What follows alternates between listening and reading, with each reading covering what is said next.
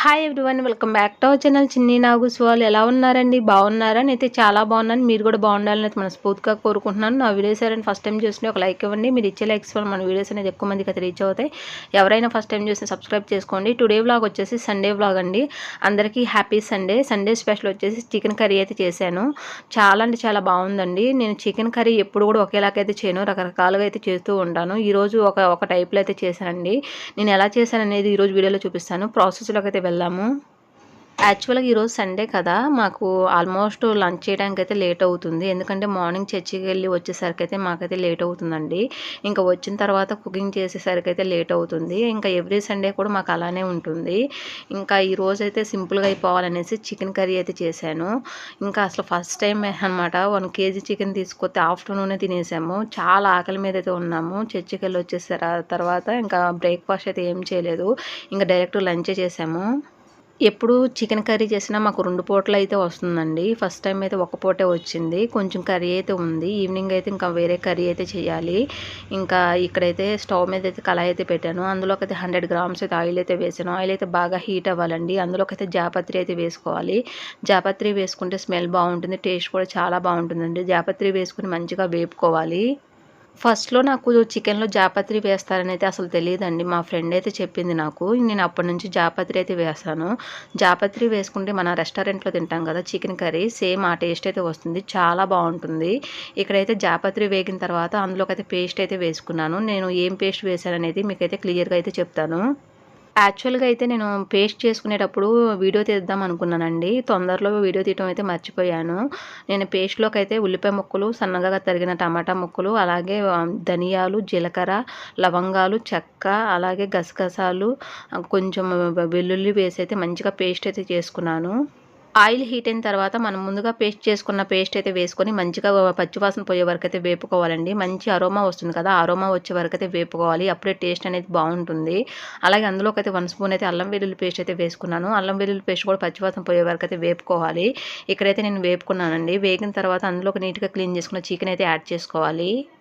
Chicken add చేసిన తర్వాత అందులోకైతే పావు స్పూన్ అయితే పసుపు అయితే వేసుకోవాలి. రుచికి తగినంత సాల్ట్ వేసుకోవాలి. సాల్ట్ వేసుకొని కర్రీ తిప్పుకొని 10 నిమిషాలు అయితే మగ్గనివ్వాలి. అలా మగ్గనిస్తే చికెన్‌లో నుంచి అయితే వాటర్ అయితే రిలీజ్ అవుతుందండి. రిలీజ్ అయిన వాటర్ అంతా డ్రై అవ్వాలి. డ్రై అయిన తర్వాత అందులోకైతే కారం అయితే యాడ్ చేసుకోవాలి. యాక్చువల్‌గా అయితే చికెన్ కర్రీలో అయితే నేను ఉల్లిపాయ ముక్కలు అయితే కట్ చేసి అయితే వేస్తాను. ఈసారి పేస్ట్ చేసి అయితే వేసానండి. చాలా అంటే చాలా బాగుంటుంది. ఇది విలేజ్ స్టైల్‌లో అయితే చేస్తారు. మా అమ్మ చేస్తుంది. ఇంకా విలేజ్ స్టైల్‌లో అయితే చేశాను. చాలా అంటే చాలా బాగుంటుంది. మంచి అరోమా అయితే వస్తుంది.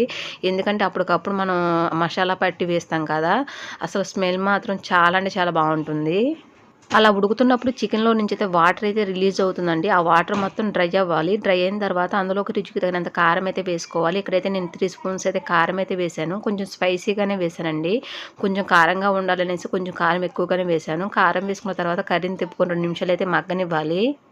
అలాగే అందులోకైతే 1 స్పూన్ అయితే ధనియాల పొడి అయితే వేశానండి. ఆ వీడియో అయితే స్కిప్ అయ్యింది. నేనైతే ధనియాల పొడి అయితే వేశాను.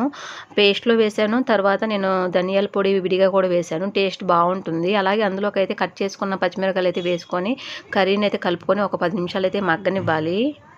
చికెన్‌లో కారం, ధనియాల పొడి అయితే వేసాం కదా, మగ్గిందండి. మగ్గిన తర్వాత అందులోకైతే వాటర్ అయితే యాడ్ చేసుకోవాలి. యాక్చువల్‌గా చెప్పాలంటే చికెన్‌లో రిలీజ్ అయిన వాటర్‌తోనే ఆల్మోస్ట్ అయితే చికెన్ అయితే ఉడుకుతుంది. కొంచెం లైట్‌గా వాటర్ అయితే వేసుకోవాలి. ఎందుకంటే నేను కొంచెం గ్రేవీ లాగా అయితే చేస్తున్నాను. రైస్‌లో కలుపుకోవడం బాగుంటుందనేసి గ్రేవీలా చేస్తున్నాను. ఇక్కడైతే వాటర్ అయితే వేసుకున్నాను. వాటర్ పోసుకున్న తర్వాత మూత పెట్టుకొని ఒక 10 నిమిషాలు అయితే మగ్గనివ్వాలి. మగ్గిన తర్వాత ఒకసారి అయితే ఉప్పు, కారం అయితే చెక్ చేసుకోవాలి. అలా ఉడుకుతున్న కర్రీ అయితే ఉప్పు, కారం అయితే చెక్ చేసుకోవాలి. నాకు ఆల్మోస్ట్ అయితే అన్నీ సరిపోయినాయండి. యాక్చువల్‌గా అయితే ఉప్పు, కారం అనేది మెజర్‌మెంట్‌తో కరెక్ట్‌గా తక్కువగా వేసుకోవాలి. ఎందుకంటే ఎక్కువైతే తీయలేం కానీ తక్కువైతే మళ్ళీ వేసుకోవచ్చు. నాకైతే కరెక్ట్‌గా సరిపోయినాయండి. అందులోకైతే నేను కొత్తిమీర అయితే వేస్తున్నాను. కొత్తిమీర వేసుకొని కర్రీని తిప్పుకొని 2 నిమిషాలు అయితే మగ్గనివ్వాలి. ఆ ఫ్లేవర్ కూడా చికెన్‌కి పట్టి టేస్ట్ అనేది బాగుంటుందండి. కొత్తిమీర వేసిన తర్వాత అందులోకైతే ఫైనల్లీ అయితే గరం మసాలా అయితే వేస్తాను. ఈ రోజైతే చికెన్ కర్రీ అయితే విలేజ్‌లో చేస్తారు కదా, మా అమ్మ చేసే స్టైల్‌లో అయితే చేశానండి. టేస్ట్ అయితే చాలా అంటే చాలా బావుంటుంది. ఇక్కడ నేనైతే ఫైనల్లీ అయితే గరం మసాలా అయితే వేసుకుంటున్నాను. గరం మసాలా వేసుకున్న తర్వాత కర్రీని తిప్పుకొని 2 నిమిషాలు అయితే మగ్గనివ్వాలి. మగ్గనిస్తే యమ్మీగా ఉండే చికెన్ గ్రేవీ కర్రీ అయితే రెడీ అవుతుంది. ఇది రైసు, చపాతీ, పుల్కా ఎనీథింగ్ దేనిలో తిన్నా కూడా చాలా అంటే చాలా బావుంటుందండి. ఒకసారి ట్రై చేయండి. చికెన్ కర్రీలో మసాలాలు అప్పటికప్పుడే పట్టి వేసాం కదా! స్మెల్ అయితే చాలా అంటే చాలా బా వస్తుందండి. టేస్ట్ కూడా సూపర్‌గా ఉంది. ఒకసారి ఈ ప్రాసెస్‌లో అయితే ట్రై చేయండి. చాలా అంటే చాలా బావుంటుంది. ఒకసారి ఈ ప్రాసెస్‌లో ట్రై చేసి మీకెలా వచ్చిందో కూడా కామెంట్ అయితే చేయండి. చాలా సింపుల్ ప్రాసెస్ అండి. చాలా క్విక్‌గా కూడా అయిపోతుంది. చాలా బ్యాచిలర్స్, వంట రాని వాళ్ళు కూడా ఈజీగా చేసుకోవచ్చు. నా వీడియో చూసే ప్రతి ఒక్కరికి థ్యాంక్ యూ సో మచ్ అండి. ఈ వీడియో అయితే ఇక్కడితో ఎండ్ అవుతుంది. ఈ వీడియో చూసిన ప్రతి ఒక్కరు ఒక లైక్ అయితే ఇవ్వండి. మీరు ఇచ్చే లైక్ నాకు చాలా ఇంపార్టెంట్ అండి. Please support me. Video skip చేయకుండా చివరి వరకు అయితే చూసేయండి. చాలా అంటే చాలా బావుంటుంది.